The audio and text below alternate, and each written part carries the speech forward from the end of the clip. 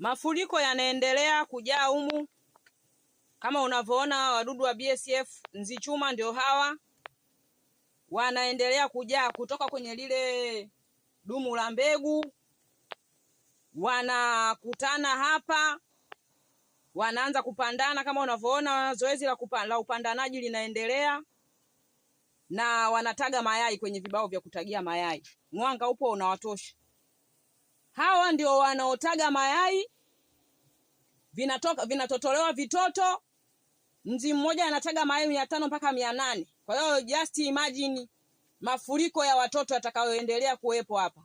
Kwa hiyo vile wale lava ndio watakaolishwa mpaka unavuna kwenda kulisha mifugo yako kama kuku, samaki, nguruwe. Yes.